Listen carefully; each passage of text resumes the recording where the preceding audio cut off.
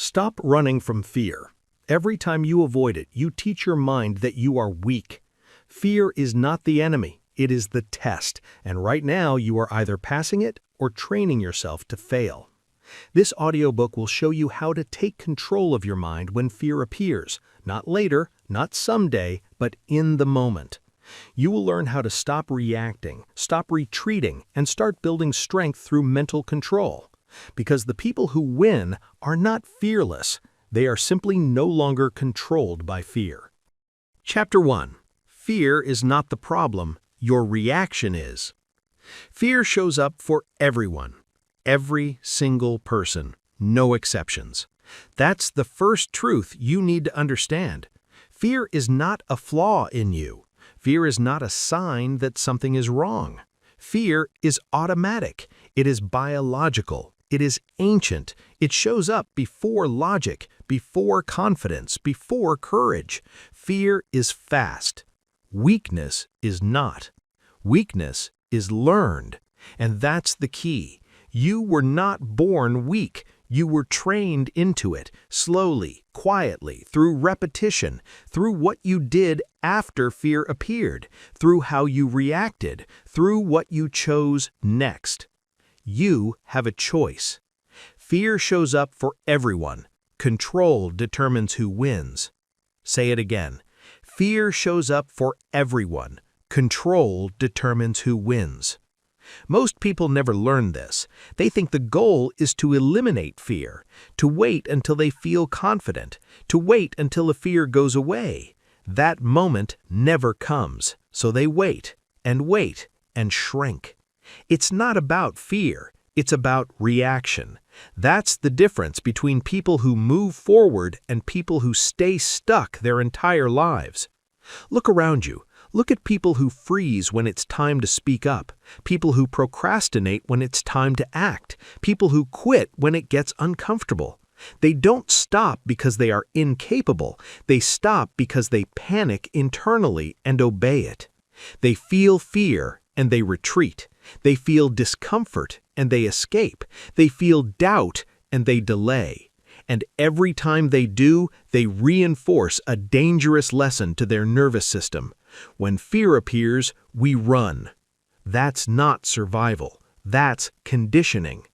You don't need their permission to break that pattern. You don't need confidence. You don't need motivation.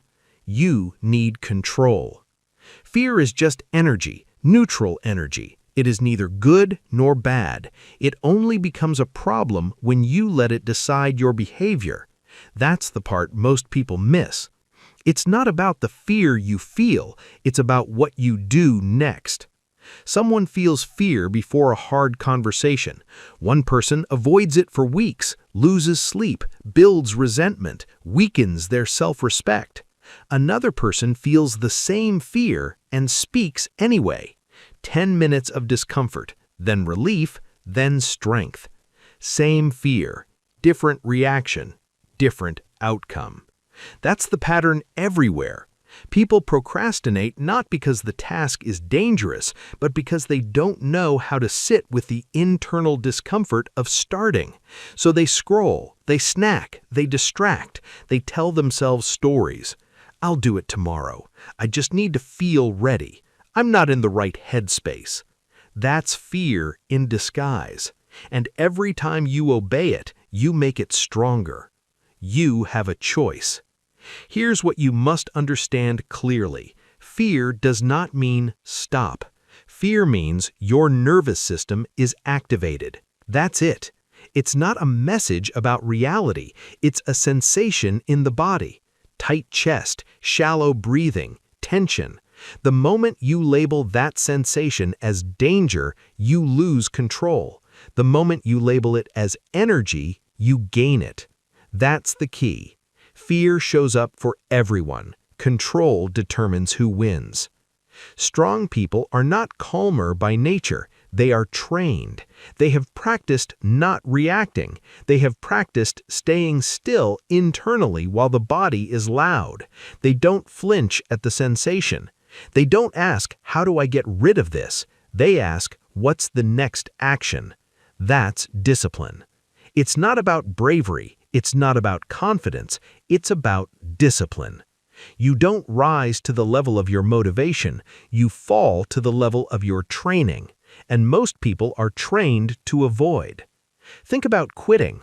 How many people quit jobs, relationships, goals, not because they are in danger, but because they are uncomfortable, because they don't like how fear feels, because they interpret emotional intensity as a sign they should stop? That interpretation is the problem. Fear is not telling you to quit. Fear is asking, who's in charge here? You answer that question with action. You have a choice. The moment fear appears, you can either react automatically or respond deliberately. Reaction is fast and unconscious. Response is slow and controlled. Reaction keeps you small. Response builds strength.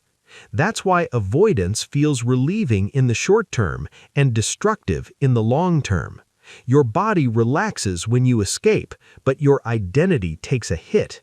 You become someone who doesn't trust themselves to act under pressure, and once that trust is gone, fear multiplies.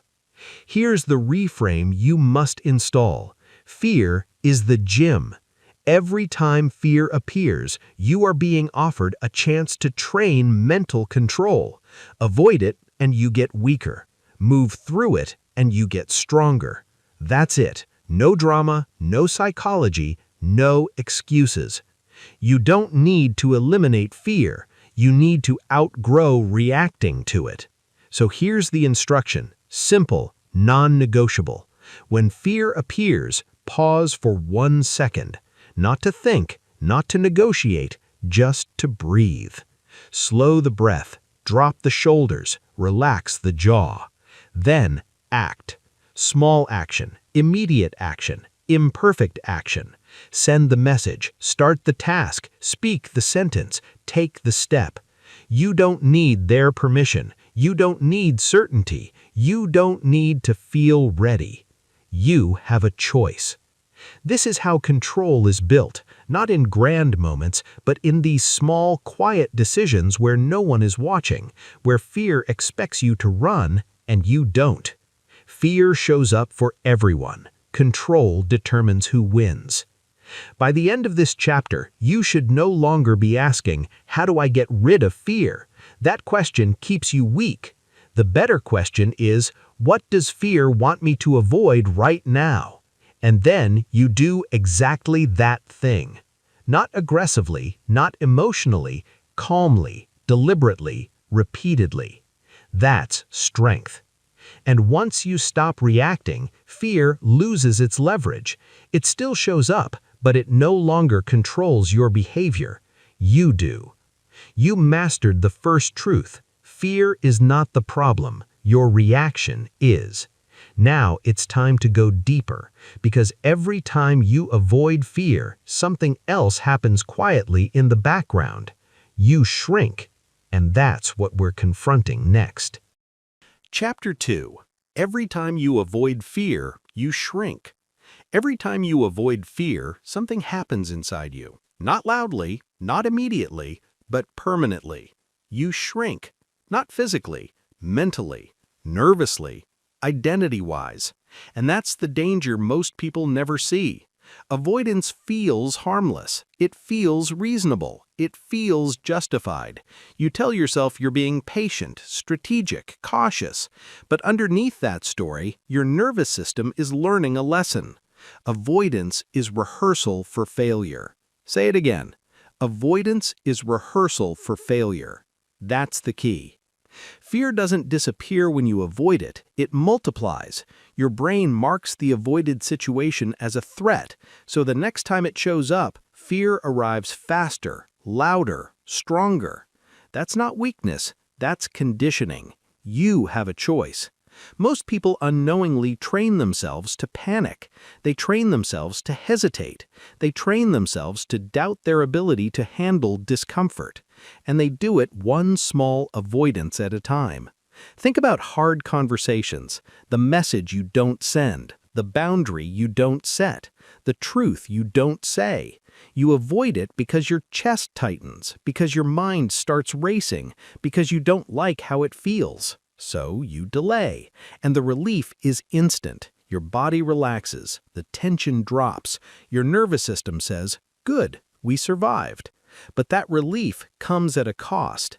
Next time, the fear is stronger, the tension arrives sooner, the urge to avoid is louder. Avoidance is rehearsal for failure. This is how people lose confidence without realizing it, not through big defeats, but through small retreats. Each one tells your brain, "I can't handle this," and eventually your brain believes you. You don't need their permission to stop that cycle. Look at decision-making. People delay decisions not because they lack information, but because deciding creates discomfort. Responsibility feels heavy. Uncertainty feels threatening, so they wait. "I need more time. I'm not sure yet. I'll decide later." That's fear in a suit. And every delayed decision trains hesitation. Soon, even small choices feel overwhelming. Confidence collapses quietly. You have a choice. Then there's distraction, one of the most socially accepted forms of avoidance. Scrolling, snacking, streaming, staying busy with meaningless tasks. Distraction is not rest. Distraction is escape. You feel fear or resistance rise, and instead of facing it, you numb it. You run from the sensation, and your nervous system learns the same lesson. We don't face discomfort here. Avoidance is rehearsal for failure. This is why shrinking compounds. It's not one avoided moment, it's thousands, each one tiny, each one seemingly insignificant, but together they shape who you become. A person who acts or a person who hesitates. It's not about fear, it's not about anxiety, it's about discipline. Strong people are not fearless, they are familiar with discomfort. They've trained themselves to stay present when their body wants to escape. They don't obey the urge to avoid. They recognize it. They pause. They act anyway. That's the difference. You don't need confidence to stop shrinking. You need rules, personal rules, non-negotiable standards for how you respond when fear appears. Here's one rule to install immediately. If something scares you and it aligns with your values, you move toward it, not away. That's the key. You don't analyze the fear, you don't justify the avoidance, you don't wait to feel better. You act. Small action counts. Sending the message, scheduling the meeting, starting the task for 2 minutes, speaking one honest sentence.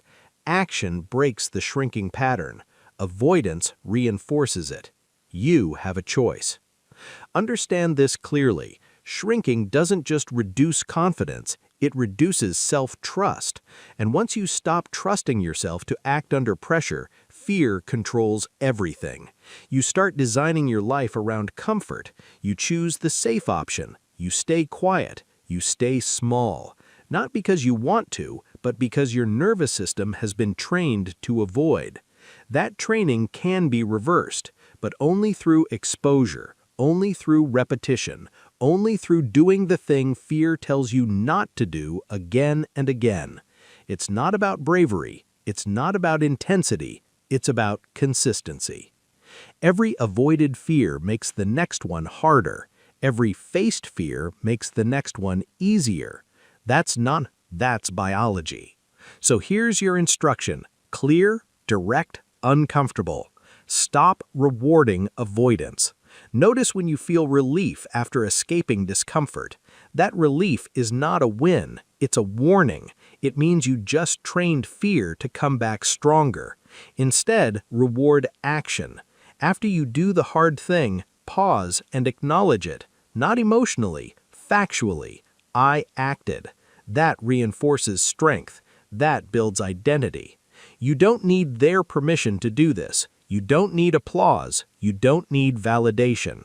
You have a choice. This chapter is not asking you to be extreme. It's asking you to be honest. Honest about how often you avoid.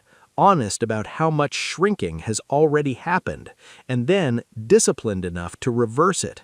Avoidance is rehearsal for failure. Facing fear is rehearsal for strength. Every day gives you dozens of reps. Most people waste them. They choose comfort. They choose distraction. They choose delay. And then they wonder why they feel weak.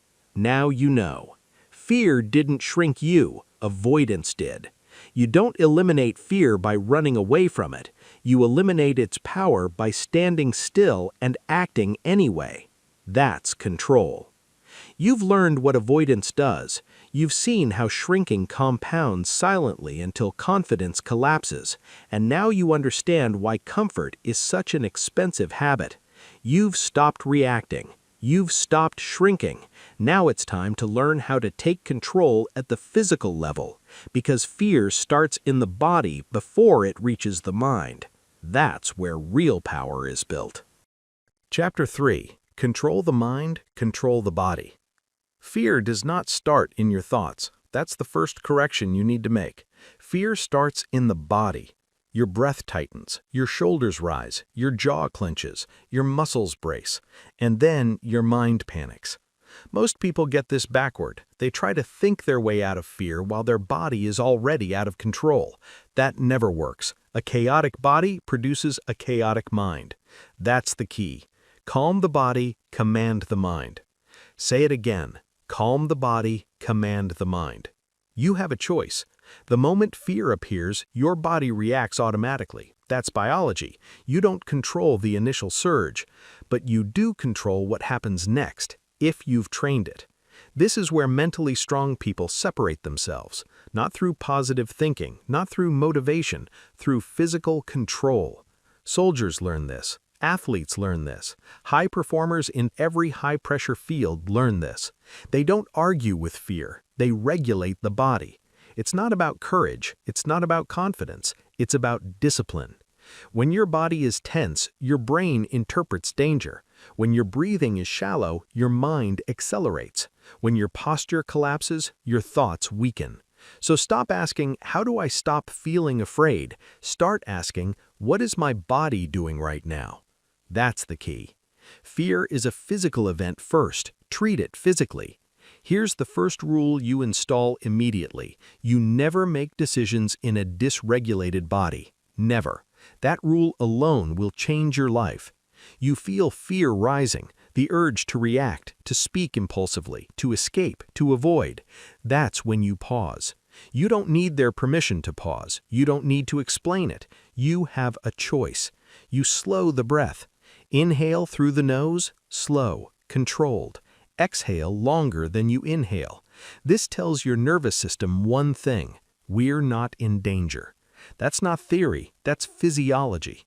Calm the body, command the mind. Next, posture. Fear collapses posture. Shoulders forward, head down, chest closed. This is not random. It's submissive signaling to others and to yourself. So you correct it. Feet grounded, chest open, shoulders back, eyes level. You don't wait to feel confident to stand strong. You stand strong so confidence can catch up. It's not about how you feel, it's about what you do. That's discipline. Now, muscle tension. Fear tightens everything. Jaw, hands, neck. Most people don't even notice. They live in tension. You release it deliberately. Unclench the jaw, relax the tongue, loosen the hands. This is not relaxation for comfort. This is control for clarity. That's the key.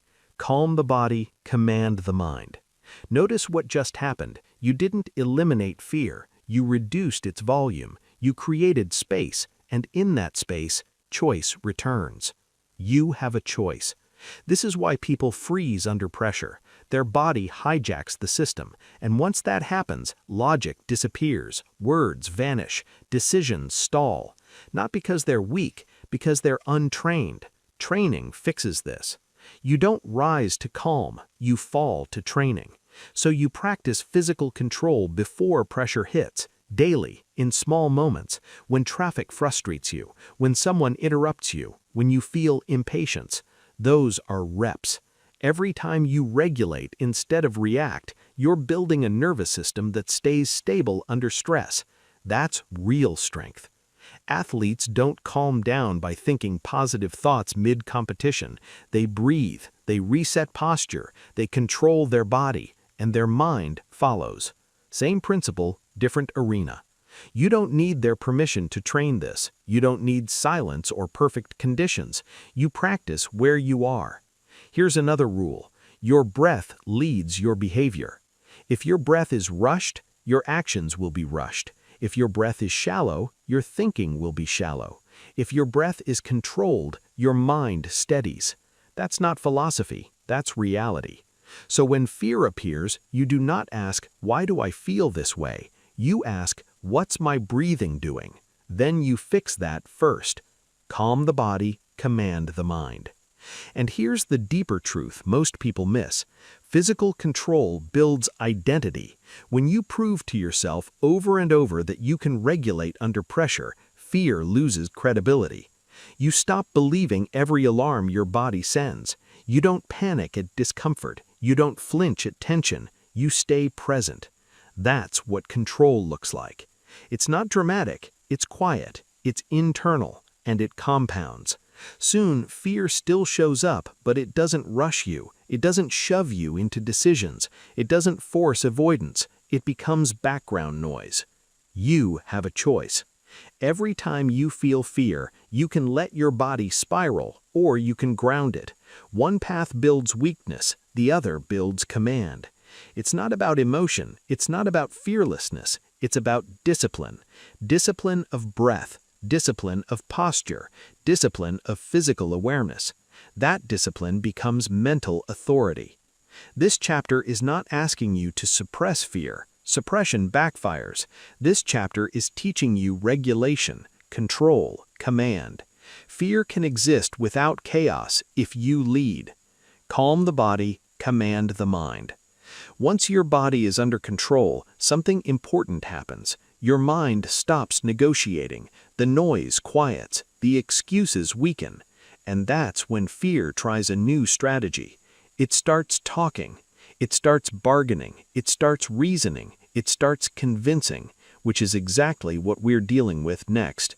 You've learned how to stop fear from hijacking your body. Now it's time to stop letting it hijack your decisions. Chapter 4. Stop negotiating with fear. Fear does not shout commands. It whispers suggestions. That's what makes it dangerous. Fear sounds reasonable, logical, patient. It doesn't tell you to quit forever. It tells you to wait, to delay, to do it later, to do it when you feel better. Just this once. Now isn't the right time. You deserve a break. That's fear negotiating. And every time you negotiate with fear, you lose. That's the key. You don't debate fear. You don't reason with fear. You move despite it. Say it again. You don't debate fear. You move despite it. You have a choice. Most people think fear is a feeling problem. It's not. It's a decision problem. Fear gains power the moment you start talking to it. The moment you ask, "Should I?" The moment you ask, "What if?" The moment you ask, "How do I feel about this?" Fear thrives in those conversations. Mentally strong people don't have those conversations. They've learned something simple and final. Fear is not a consultant. Fear does not get a vote. It's not about intelligence, it's not about awareness, it's about discipline. Weakness begins when you start negotiating.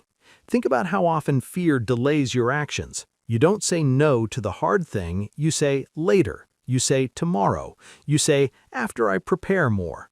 That delay feels harmless. It feels strategic, but it trains a habit. When fear appears, we stall. And stalling is just avoidance with better branding. You don't need their permission to stop stalling.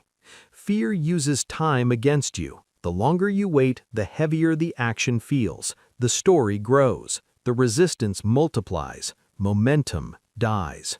That's why mentally strong people act quickly on the things they don't want to do. Not recklessly, not emotionally, decisively. They know speed breaks fear's leverage. That's the key. Here's the rule you install. No internal debates. When fear shows up, you switch from thinking to executing. You already know what needs to be done. You don't need more clarity. You need compliance from yourself. You have a choice. Fear will try to sound helpful. It will remind you of risks, of embarrassment, of discomfort, of effort. It will tell you to conserve energy. That's not wisdom. That's self-protection. And self-protection is the opposite of growth. You don't debate fear. You move despite it. Look at people who are consistent, who train when they don't feel like it, who speak up when it's uncomfortable, who follow through when motivation disappears. They are not immune to fear, they've just removed its authority. They don't ask permission from their emotions, they give instructions to their behavior. That's discipline. Fear says, not now. Discipline says, now anyway. Fear says, what if it goes wrong? Discipline says, do it cleanly. Fear says, just this once. Discipline says, standards don't negotiate. That's the difference. You have a choice. Negotiation drains energy. Decision drains energy. That's why you feel exhausted before you even start. You've been arguing internally for hours. Mentally strong people conserve energy by eliminating debate. The decision is already made. When X happens, I do Y. No emotion check, no mood check, no permission slip. That's the key. So here's the practical instruction. Simple, uncomfortable, effective. When fear appears, you give yourself one command, out loud if you have to. Move. Not violently, not dramatically, just forward. Send the email, open the document, stand up, start the timer. Action cuts through fear's voice. You don't wait to feel certain. Certainty comes after action, always. It's not about confidence, it's not about courage, it's about discipline. Fear negotiates because it senses hesitation. The moment you hesitate, it leans in. It brings more arguments, more reasons, more doubt. When you act immediately, fear doesn't have time to build a case. That's why speed matters. You don't need their permission to act quickly. You don't need to explain yourself. You have a choice. Here's another rule to install. Never reward fear with delay. Delay is the prize fear wants. Delay tells fear it worked. Instead, reward action, even imperfect action, especially imperfect action. Perfection is another negotiation tactic. If I can't do it perfectly, I shouldn't do it yet. That's fear wearing a mask. You don't need perfect, you need done. You don't debate fear, you move despite it.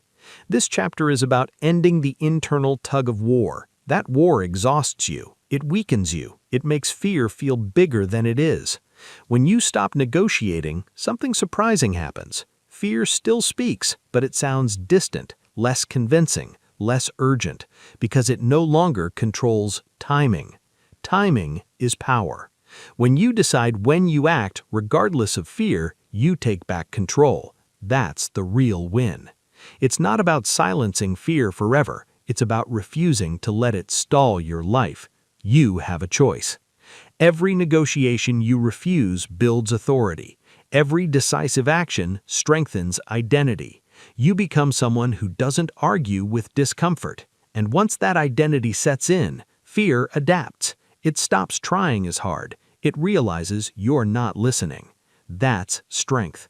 You've learned to control your body. You've learned to stop shrinking. You've learned to stop negotiating. Now there's one final illusion to dismantle, one that keeps people stuck even after they understand all of this. The illusion that confidence comes first. It doesn't, and until you break that belief, fear will always have an opening. You've stopped debating fear. Now it's time to learn how confidence is actually built. Chapter 5. Confidence is built after action, not before. Most people are waiting for confidence. They wake up waiting for it. They plan their lives around it. They delay everything important because it hasn't arrived yet. That waiting is the trap. Confidence is not the starting point. Confidence is the result. That's the key. Action first, confidence follows. Say it again. Action first, confidence follows. You have a choice. If you wait until you feel ready, you will wait forever. Readiness is a feeling, and feelings are unreliable. They change with sleep, stress, mood, and weather. If your life depends on how you feel, fear will always win. It's not about confidence. It's not about motivation. It's about discipline. Mentally strong people understand this early. They stop asking, "Do I feel confident enough?" and start asking, "What's the next action?" They move while uncertain. They speak while nervous. They start while doubting themselves. And confidence shows up later, quietly, after the work is done. That's how it actually works. Look at anyone you admire, anyone competent, anyone calm under pressure. They didn't start confident. They started clumsy, insecure, unsure. They became confident because they acted. Confidence is evidence-based. No evidence, no confidence. That's the key. Waiting to feel ready guarantees stagnation because fear will always offer a reason to wait. Fear loves prerequisites. Once I learn more, once I feel better, once I'm sure. Those are delays dressed as preparation. You don't need their permission to stop waiting. Think about people who changed their lives. They didn't feel strong at the beginning. They felt exposed, awkward, scared, but they acted anyway. They went to the gym while insecure. They applied while doubting themselves. They spoke up while their voice shook. And each action deposited proof into their system. I can do hard things. Confidence followed. You have a choice. Every time you act without confidence, you are training it. Every time you wait for confidence, you are reinforcing fear. It's not about fearlessness, it's about follow-through. Fear says, get confident first. Discipline says, move first. That's the difference. Here's the harsh truth most people avoid. You already know what to do. You just don't feel confident doing it. And that feeling has become an excuse. Confidence is not missing, it's undeveloped. And development requires repetition. Action first, confidence follows. Let's talk about why this works. Confidence is your brain tracking successful behavior under pressure. When you act despite fear, your brain updates its model of you. It says, we didn't fall apart, we survived, we handled that. That update only happens after action, never before. No amount of thinking, visualizing, or affirming can replace that. That's the key. So stop trying to feel different, start behaving differently. Here's the instruction. Act at the edge of discomfort daily, not recklessly, deliberately. One small action that challenges your hesitation. Send the message, make the call, start the task, ask the question. You don't need to feel confident doing it. You need to do it to become confident. You have a choice. Most people invert this process and then wonder why they're stuck. They think confidence creates action. In reality, action creates confidence. It's not about self-belief. It's about self-proof. That's discipline. Notice how fear shifts when you adopt this rule. Fear stops saying you can't. It starts saying this is uncomfortable. That's progress. Uncomfortable is manageable. Impossible is not. And fear only feels impossible when you've never acted. Every action reduces uncertainty. Even failure reduces uncertainty. You learn, you adjust, you move again. That builds confidence faster than success alone. You don't need their permission to fail forward. Another illusion to break, confidence is not loud, it's quiet, it's calm. It's knowing you can handle discomfort because you've done it before. That calm comes from repetition. So stop performing confidence, stop pretending, stop waiting. Do the thing while nervous, do the thing while unsure, do the thing while fear is present. Action first, confidence follows. This chapter demands honesty. How much of your life is paused because you're waiting to feel ready? How many decisions are delayed? How many opportunities avoided? That pause is costing you. Confidence is not coming to save you. You build it by moving. You have a choice. Every day you either reinforce the identity of someone who acts or someone who waits. Both identities compound. Waiting feels safe. Action builds strength. It's not about talent, it's not about personality, it's about discipline. Discipline to act before certainty, discipline to move without permission from your emotions. And once you understand this, fear loses another weapon. It can no longer convince you that you need to feel different before you move. You move first, you feel different later. That's how growth actually happens. You've learned to stop negotiating. You've learned to stop waiting for confidence. You've learned to act first. Now there's one more layer to master, because even when you act, emotions will still surge. Fear, anger, doubt, resistance. If you don't learn to control those, they will sabotage your progress. Confidence comes from action, but consistency comes from emotional control. And that is a skill you must train. You've taken action without confidence. Now it's time to learn how to command your emotions so they stop controlling you. Chapter 6. Emotional control is a trainable skill. Fear feels overwhelming for one reason. You believe emotions must be obeyed. That belief is the problem. That's the key. You feel fear, but you choose behavior. Say it again. You feel fear, but you choose behavior. You have a choice. Most people confuse emotion with instruction. They feel anxious and assume it means stop. They feel angry and assume it means react. They feel unmotivated and assume it means rest. That assumption gives emotions authority they were never meant to have. Emotions are signals, not commands. When you treat them like orders, you surrender control. It's not about emotional intensity. It's not about sensitivity. It's about discipline. Mentally strong people feel just as much as everyone else, sometimes more. The difference is simple. They don't let feelings dictate behavior. They acknowledge the feeling, they name it, and then they act according to their values. That's emotional control. And emotional control is trainable. That's the key. You don't wake up one day immune to fear. You train the skill of not obeying it. Repetition, practice, standards. Fear feels overwhelming only when you think you must do what it says. You don't. You don't need their permission to disobey an emotion. Let's break this down clearly. When an emotion appears, three things happen: sensation, interpretation, action. Most people skip the middle step. They feel something and act immediately. That's reaction. Control lives in the pause.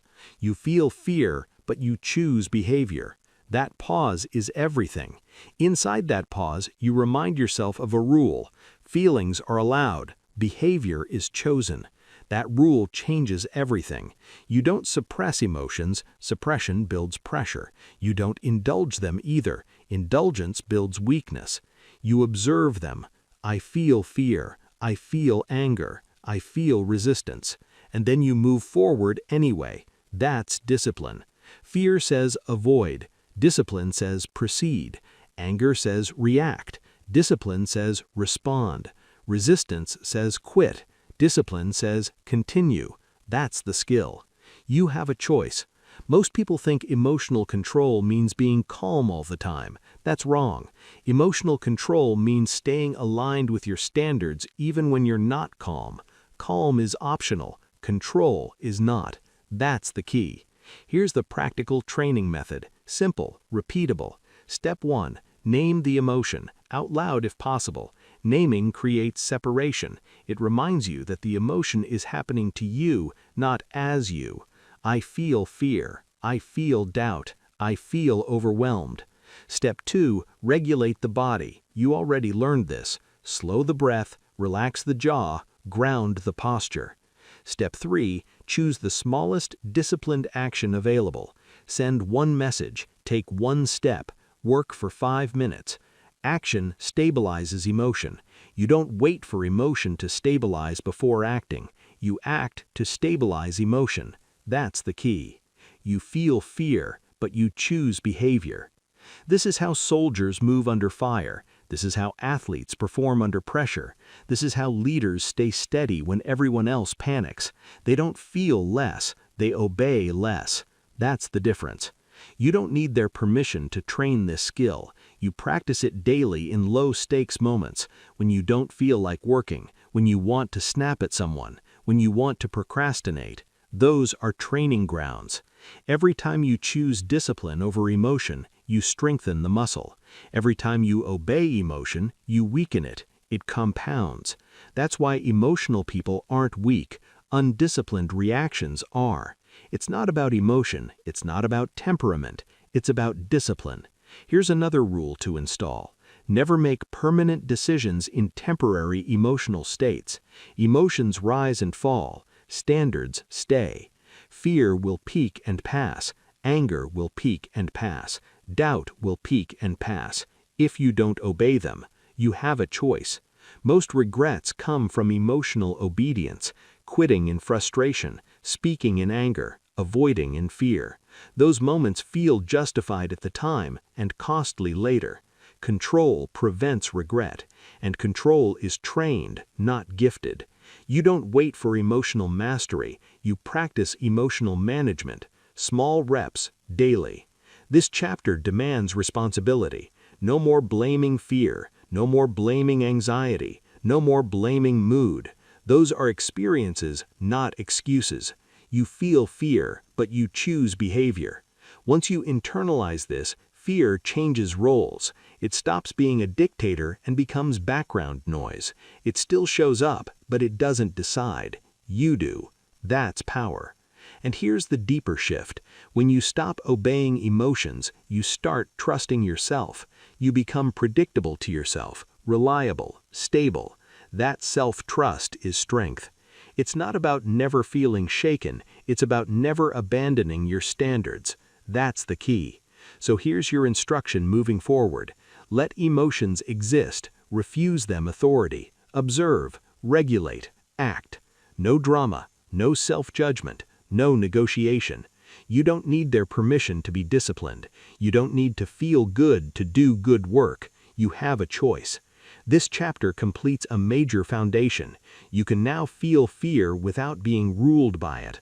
You can feel resistance without stopping. You can feel doubt without collapsing. That's control.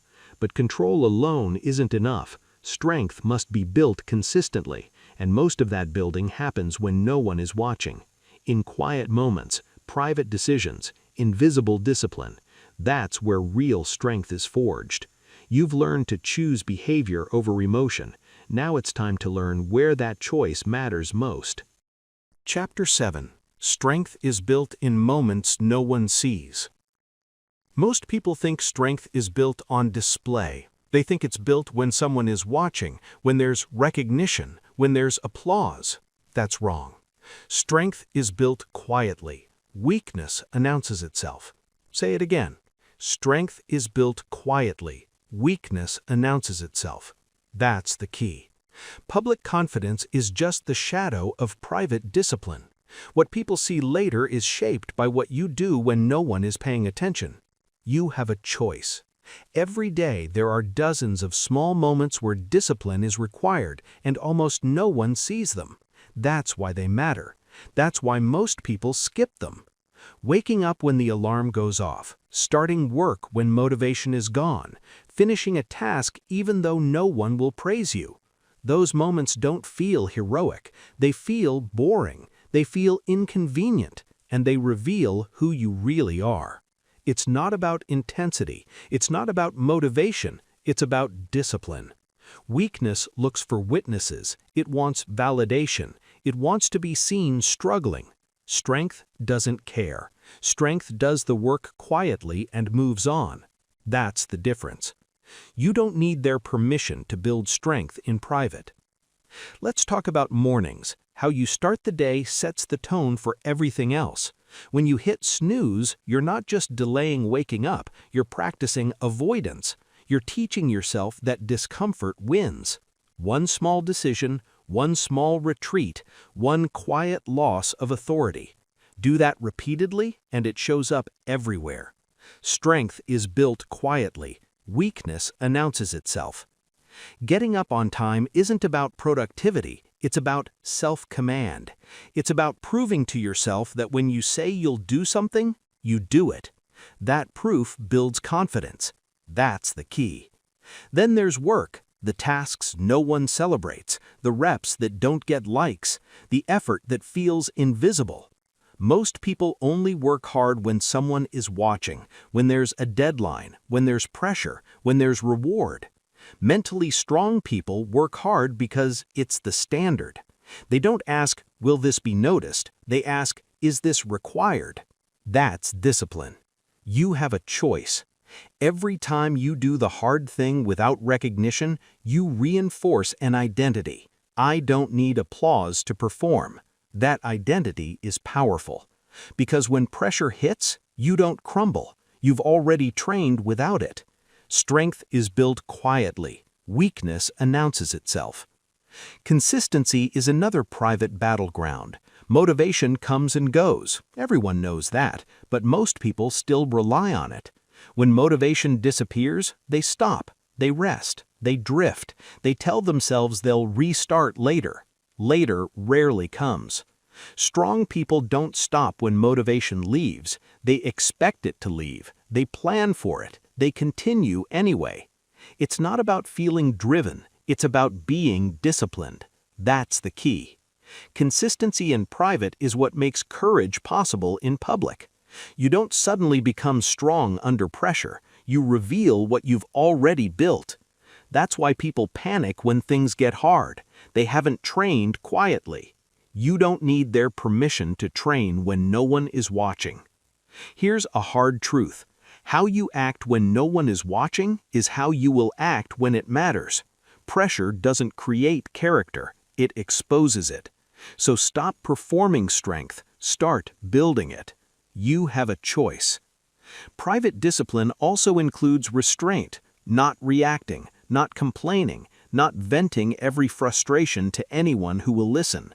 Weakness announces itself. Strength stays silent.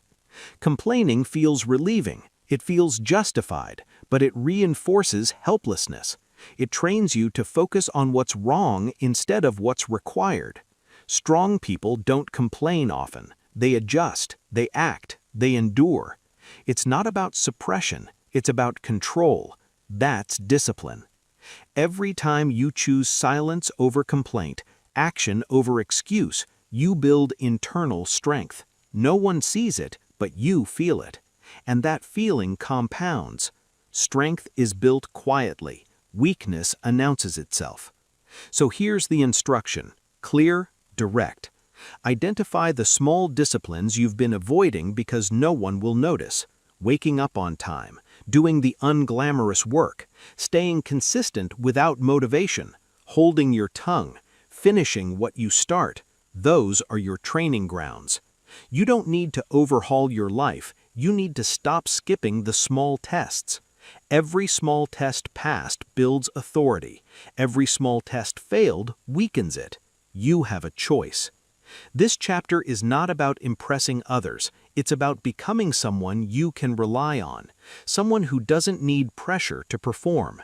That reliability is strength. And once you build it quietly, fear loses leverage. Fear feeds on inconsistency, on self-doubt, on broken promises to yourself. Private discipline removes those. You trust yourself. You act decisively. You stay steady. That's power. You've learned to control your emotions. You've learned to act without confidence. You've learned to build strength in silence. Now it's time to understand something deeper.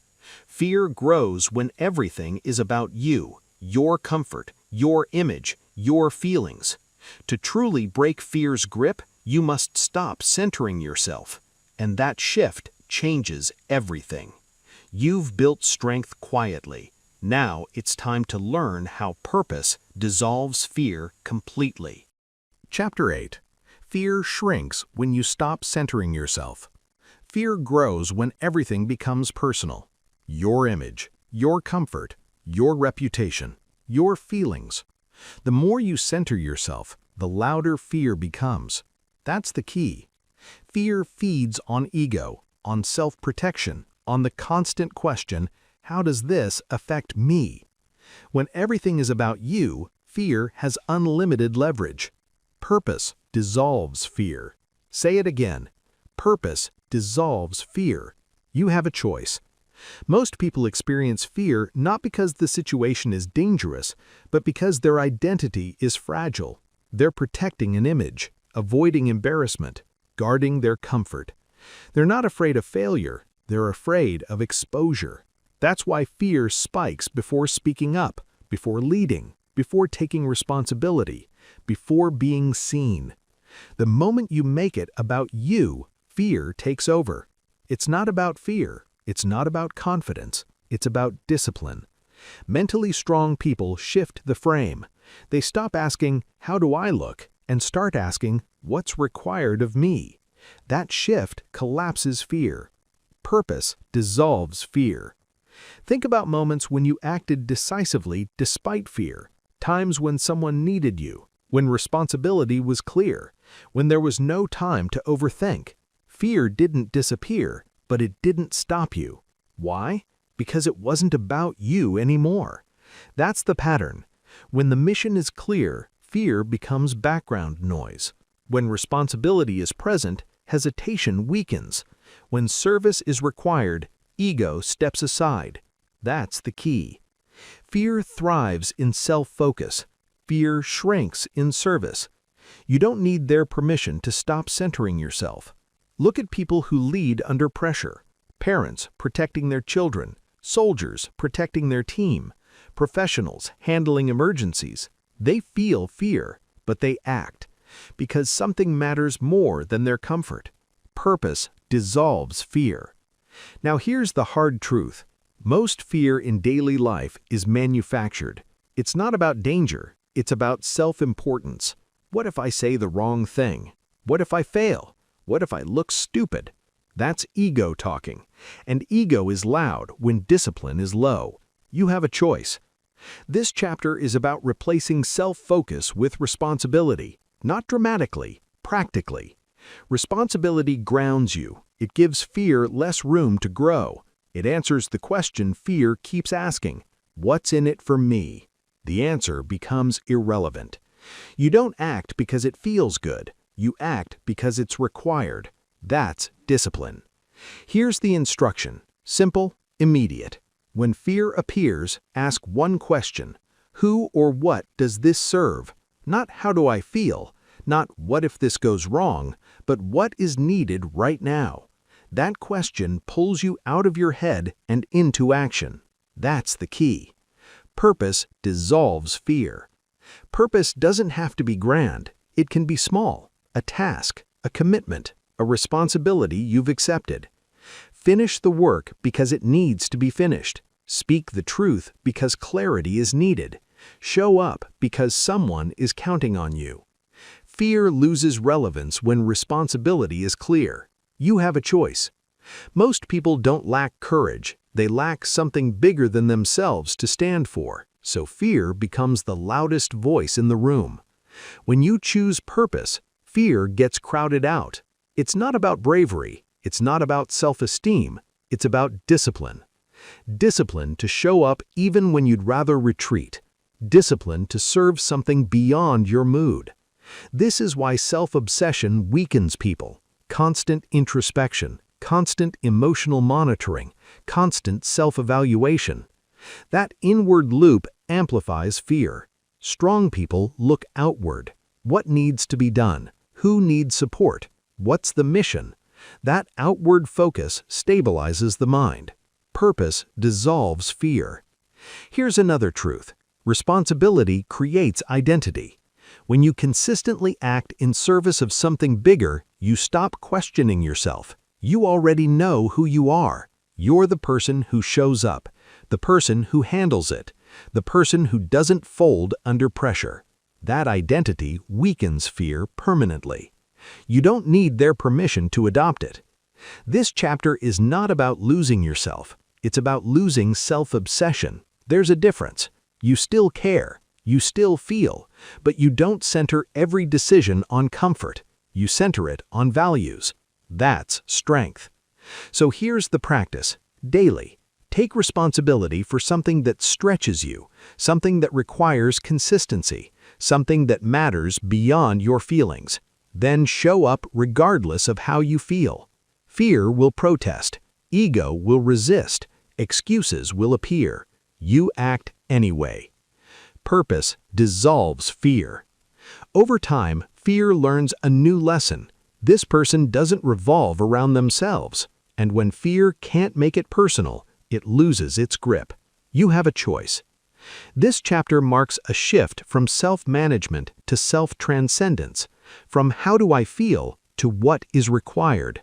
That shift is what separates fragile confidence from real strength. You've learned to control fear. You've learned to act despite it. You've learned to build strength quietly. Now you've learned to shrink fear at its root by removing ego from the equation. And there's one final step, one final identity to install. Because fear doesn't just test moments, it tests who you believe you are. To make fear permanently irrelevant, you must become someone it cannot control. That identity is next.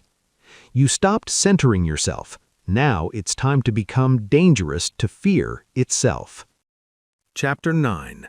Become someone fear cannot control.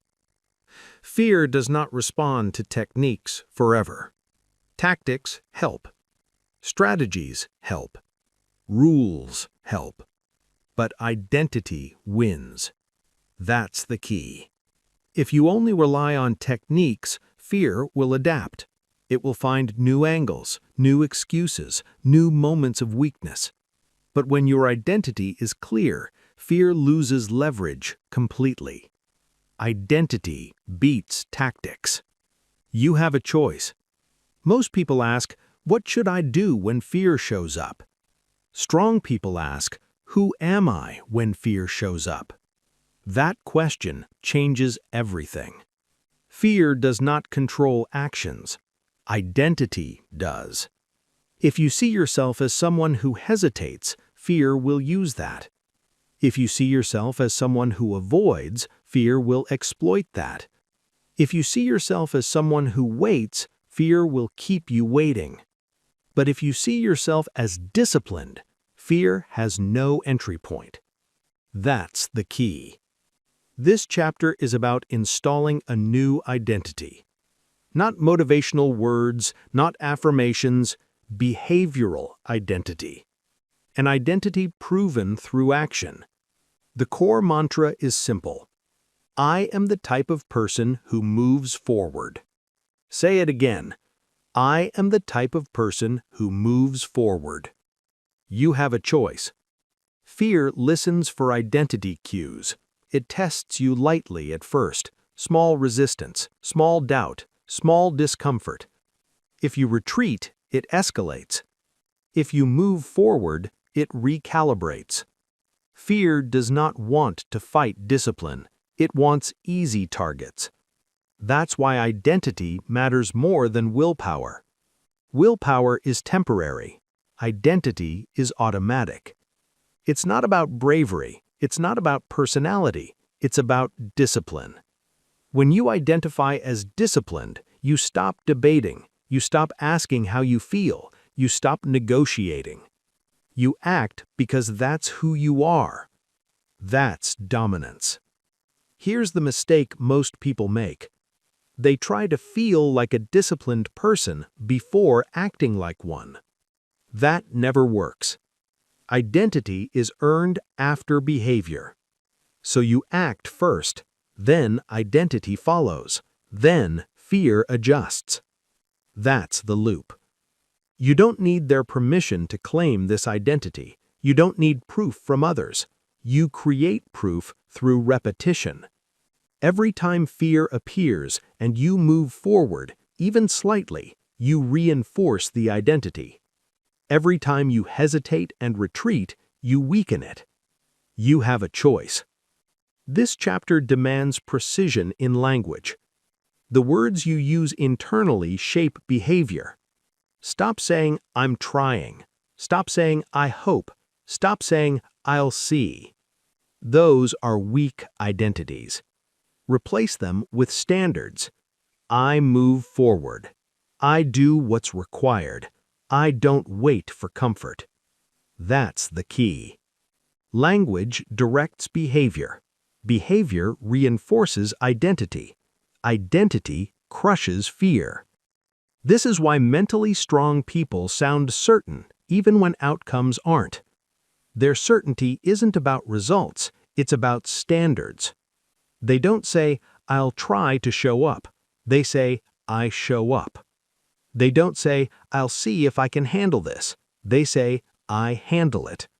Fear has no argument against that. You have a choice. Another rule to install: never describe yourself using fear-based language, not jokingly, not casually, not internally. No, "I'm just anxious." No, "That's just how I am." No, "I'm not good under pressure." Those are identity declarations, and fear listens. Instead, you declare discipline. I feel fear and I move anyway. I don't stop when it's uncomfortable. I act under pressure. That's not pretending, that's programming. And you back it up with behavior. Identity beats tactics. Here's how this plays out in real life. When fear shows up, you don't scramble for tools, you don't analyze, you don't self-soothe. You ask one question: what would someone who moves forward do next? Then you do that. Send the message, start the task, speak the truth, take the step. Action aligns with identity. Identity silences fear. That's the key. This is how fear becomes predictable and manageable. It stops feeling personal. It stops feeling powerful. It becomes a signal you've entered growth territory. And growth territory is where disciplined people operate. You don't need their permission to operate there. Most people never install this identity. They stay in reaction mode their entire lives, constantly managing fear, constantly negotiating, constantly waiting. You're done with that. You are becoming someone fear cannot control. And understand this: fear will test the identity repeatedly, especially after progress, especially when stakes rise. That's normal. Each test is an opportunity to reinforce who you are. You pass the test by moving forward. That's it. Not dramatically, not aggressively, consistently. You have a choice. The more you act from identity, the less energy fear requires to manage. It stops demanding attention. It fades into the background. Not because it's gone, but because it's irrelevant. You've trained something stronger. This chapter is the turning point, from techniques to embodiment, from managing fear to outgrowing it. You are no longer asking, "How do I stop being afraid?" You are declaring, "I move forward." And fear adapts to that reality. Identity beats tactics. Discipline beats fear. I am the type of person who moves forward. Say it again. I am the type of person who moves forward. Now there's only one rule left to install, the final rule, the one that ties everything together. Fear never fully disappears. It visits, it whispers, it tests. The final victory is not removing fear, it's moving every time it shows up. That rule defines the rest of your life. You've built the identity. Now it's time to live by the final standard. Chapter 10. Do it afraid. That is the final rule. This is the truth most people never accept. Fear never disappears. Not for the brave, not for the disciplined, not for the strong. Fear stays. That's the key. The lie you were sold is that one day you'll be fearless, calm, certain, ready. That day never comes, and waiting for it is how people waste their lives. You have a choice. You can wait for fear to leave, or you can move with it present. Only one of those creates strength. This chapter is the final rule, the rule that ends excuses, the rule that closes every loophole fear uses to control you. Do it afraid. That's it. Fear is not a signal to stop. It's not a warning sign. It's not a reason to delay. Fear is background noise. Control is the victory. You don't win by eliminating fear. You win by refusing to obey it. That's the key. Strong people are not calm people. They are decisive people. They feel the fear, they notice it, then they act anyway. They don't say, once I'm ready. They don't say, once I'm confident. They don't say, once this feeling passes. They say, now. You have a choice. Every meaningful action in your life will come with fear attached. Every promotion, every honest conversation, every personal boundary, every risk that matters. If fear had to be gone first, nothing great would ever happen. So the final discipline is acceptance.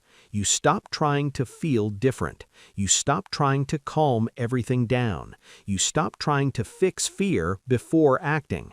You move with it. Fear stays, I move anyway. Say it again. Fear stays, I move anyway. That phrase is not motivation, it's a rule. Rules remove decision fatigue. Rules eliminate debate. Rules create consistency. And fear hates consistency. When fear shows up and you hesitate, it grows. When fear shows up and you act, it shrinks. Not immediately, not emotionally, but structurally. That's the key. Fear weakens when it stops influencing outcomes. Here's what this looks like in real life. You wake up anxious, you execute anyway. You feel uncertain, you send the message anyway. You feel exposed, you speak the truth anyway. You feel resistance, you start the task anyway. Not because you feel strong, because you are disciplined. It's not about confidence, it's about discipline. You don't need their permission to live this way, not from society, not from family, not from your past. You choose the standard. Fear will always ask for comfort first. Discipline demands action first. You have a choice. Most people live by feelings. That's why fear runs their lives. They move when it feels good and stop when it feels bad. You are not most people. You operate by principle. Principle says, if it matters, it gets done regardless of how it feels. That principle ends fear's authority. This chapter closes the loop on everything you've learned.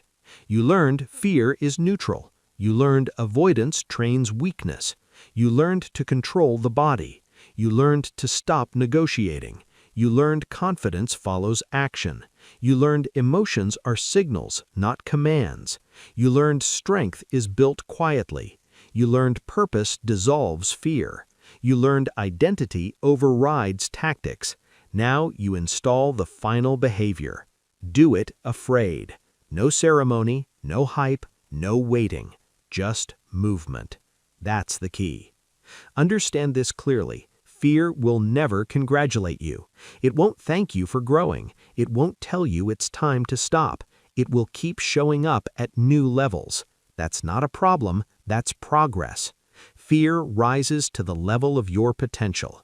And every time you move anyway, you teach your nervous system a new rule. Fear does not decide. You decide. You have a choice. This is where control becomes permanent, not because fear leaves, but because your response never changes. The response is always the same. I move. No matter the fear, no matter the doubt, no matter the noise. That consistency builds a life that fear cannot shrink. This is the discipline that creates respect from others and from yourself. And here's the final truth.